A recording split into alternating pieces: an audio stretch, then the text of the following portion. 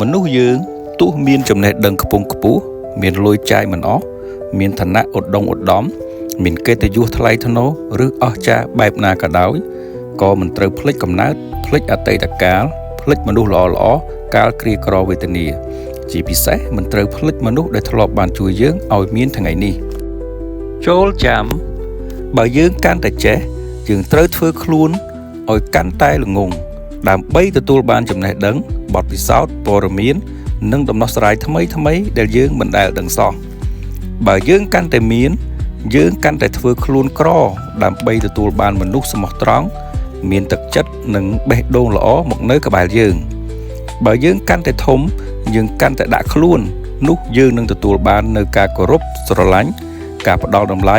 កិត្តិយសនិងសេចក្តីថ្លៃថ្នូរពិតប្រាកដពីមនុស្សផងទាំងឡាយការដាក់ខ្លួននេះធ្វើឲ្យមនុស្សមានអារម្មណ៍កក់ក្ដៅនិងចាត់ទុកយើងដូចជាសមាជិកគ្រួសាររបស់គេបើយើងកាន់តែល្អយើងកាន់តែនៅស្ងៀមពីព្រោះអំពើល្អរបស់យើងមិនចាំបាច់ដើរប្រកបប្រកាសអួតប្រាប់គេទេអំពើល្អរបស់យើងត្រូវបានគេទុកចិត្តនិងនៅក្នុងបេះដូងរបស់គេរួចទៅហើយ